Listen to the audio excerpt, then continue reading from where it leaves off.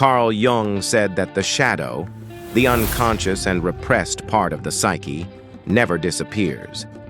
It only changes faces. And often, the face is familiar, in the person who calls you friend, but contorts inwardly when you grow, in the sweet voice that says, "I only want what's best for you," while undermining every step you take with subtle doubts and sarcasms. The first dangerous type Jung warned us to avoid isn't the overtly aggressive one.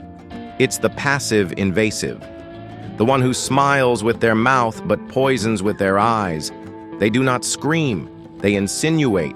They do not attack head-on but implant guilt, insecurity, resentment, as if it all came from you. They project their own shadow onto you to avoid confronting their own pain. When you begin to awaken, evolve, and break free from societal chains, these people grow uneasy, not because you're wrong, but because you remind them of what they refused to become. The shadow is reactive. When it encounters light, it panics. Hence, the first dangerous type approaches your light only to extinguish it covertly. And if you haven't developed a sharp sense of discernment, you may mistake that sabotage for concern, care, or true friendship. But this isn't love. It's emotional imprisonment disguised as affection. Want to protect your mind? Start by distinguishing between those who resonate with your success and those who only tolerate it. This first type is more common than you think and more toxic than you can imagine. If you want to keep identifying the 6 types Jung advised you to avoid, subscribe now and turn on notifications. On this channel, we accompany you on your path to self-leadership. Jung believed that human beings construct masks, persona, to navigate the world. But there's a specific kind who drowns in their own performance. The moral chameleon. They don't evolve out of awareness. They morph to manipulate, to be accepted, to appear virtuous while concealing a dark agenda. This is the second dangerous type, the one who rewrites their own history to always emerge as victim or hero. Never the villain, never accountable. Notice, they always have an explanation. Always a childhood wound that justifies the cruelty they inflict. Always a crisis that excuses their destructive behavior. This type convinces you that hurting you was an emotional accident, that their cutting words were merely venting, that their cold silence was simply a difficult moment.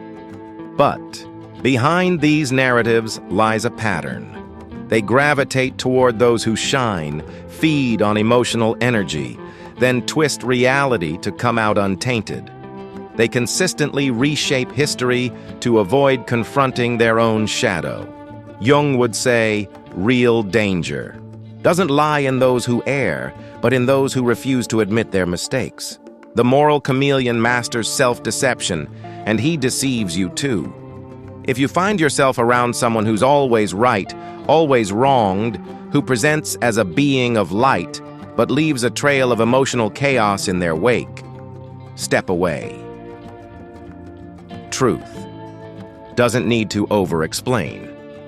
Only those who lie constantly feel compelled to seem flawless all the time. Avoid the moral chameleon. They don't want transformation. They want your diminishment. Perhaps the most dangerous of all, the spiritual manipulator. Jung warned that the more illuminated the persona, the darker the shadow. This figure is the clearest. Example, they speak of light, consciousness, and love, but operate through control, vanity, the need to feel special. Their spirituality is theatrical. Their words are beautiful, yet their actions conceal a hunger for power. They wish to guide you, but never to liberate you. They hide behind phrases like, "You're not ready yet," or "You need me to evolve." The disguise is subtle. No shouting, no threats, just insinuation. This is precisely where the danger lies. You surrender unknowingly. Not to an inspirer, but to someone who feeds their spiritual ego at the expense of your autonomy. Jung said, that a true master teaches you to no longer need them. The spiritual manipulator does the opposite. They weaken you subtly, claim your dependence on their approval, their language, their logic. Gradually, you cease thinking for yourself. You confuse submission with humility. You confuse silence with peace. You confuse fear with respect. If you feel dependent on someone to become more spiritual, you're already in danger. True wisdom restores you to yourself, not into discipleship, but individuality. Avoid the teacher who doesn't teach you to master yourself. Jung taught that untransformed suffering becomes emotional blackmail, the fifth type. To avoid is the one who lives off their own pain, not to heal, but to manipulate. They turn trauma into identity and suffering into leverage. Their pain becomes your burden. Their guilt becomes yours. Always. They don't want healing. They want the world to orbit around their suffering. If you withdraw, they accuse, you don't care. If you confront, they reverse the blame. You're hurting me. Their tactic succeeds as long as they make you feel guilty. They weaponize fragility. Yet real vulnerability draws you closer. Strategic victimhood pushes you away. The danger lies in how it drains your energy without appearing hostile. You find yourself chained, attempting to fix the unfixable, searching for meaning in a pain that exists only while serving them. Jung reminded us that trauma doesn't define us. How we assimilate it does. The professional victim refuses integration. They remain the walking wound. Because as long as blood flows, there's attention. There's power. You can show compassion, but don't become complicit. Empathy that destroys you isn't a virtue, it's a prison. Carl Jung was clear. Where there is light, there is shadow. And nothing is more perilous than someone wielding the language of consciousness to manipulate. The sixth person to avoid is the spiritual seducer, the one who speaks of love but exercises domination, who preaches detachment but demands obedience, who says trust the universe while positioning themselves as the deity of your universe. They don spirituality as a moral shield. They feign superiority to escape scrutiny. Dissent becomes your ego speaking. Disagreement becomes you're not awakened yet. Their wisdom blinds rather than illuminates. This type is most dangerous because they seem harmless. They don't shout, threaten, or force. They enchant, draw you in, stage a facade of enlightenment. But behind the incense and aphorisms lurks a power play. They seek followers, not seekers of truth. Jung said, true individuation is quiet, solitary, and relentlessly honest. The spiritual seducer wants an audience, not authenticity. They accept your admiration, not your autonomy. If someone uses spirituality to belittle you, they cloak shadow in light. Never trust gurus who hide their wounds. One who conceals their own darkness can never lead you into light. Carl Jung warned, nothing in the world has a stronger effect on your environment than the shadow you don't recognize in yourself. The guilt manipulator thrives precisely on this. They acknowledge their shadow but project it outward instead of confronting it.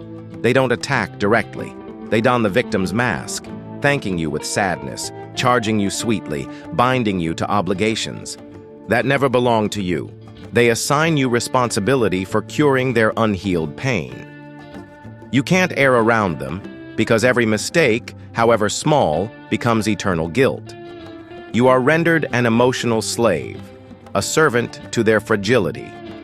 And as you try to appease, they only feed on your attempts. Jung would call this active projection of the shadow. They see in you what they refuse to see in themselves and punish you in silence. They don't need to shout.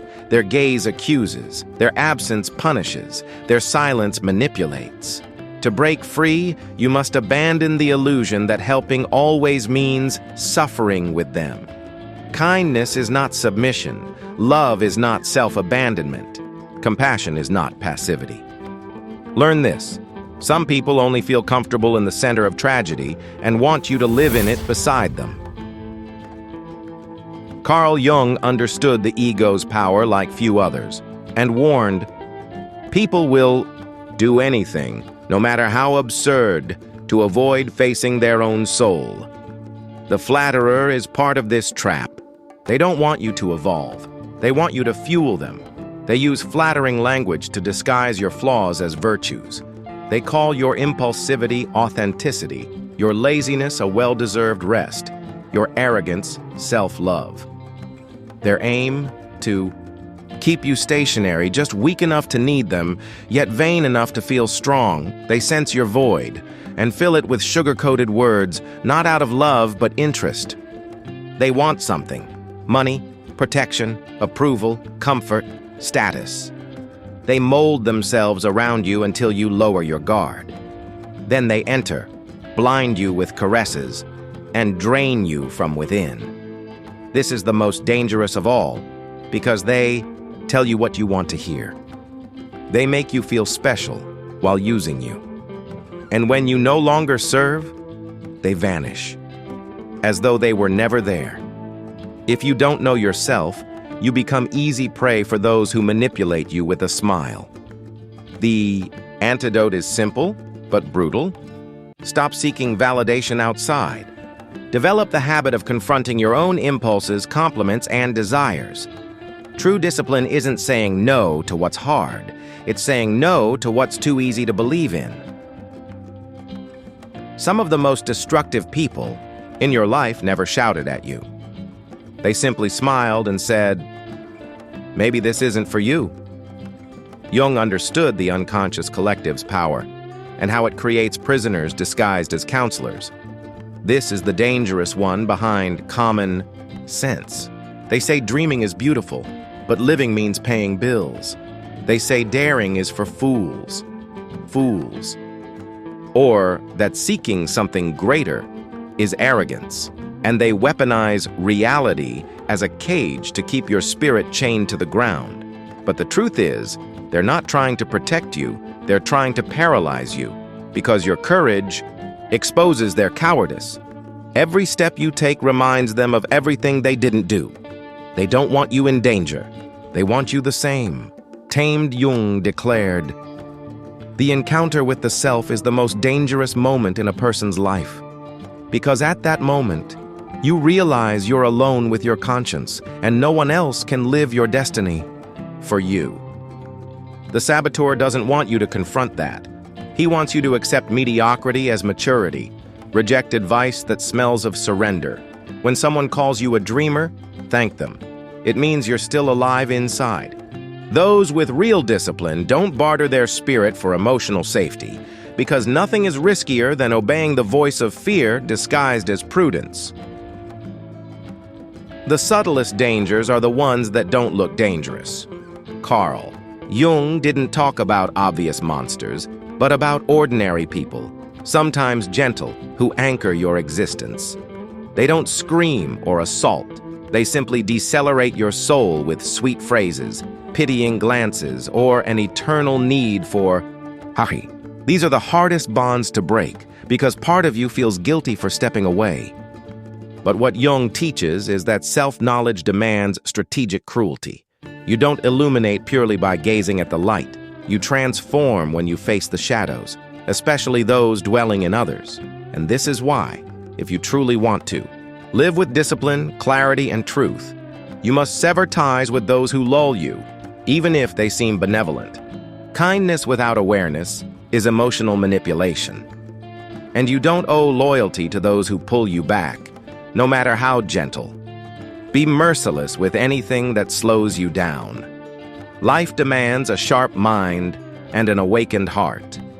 With every choice, you train your unconscious to obey your soul or someone else's. And remember, don't diverge from your path just because someone calls you selfish. Sometimes selfishness is courage without permission. If this spoke to you, like this video and subscribe to the channel. Here, spirituality is strategy, and self-knowledge isn't utopia. It's a weapon,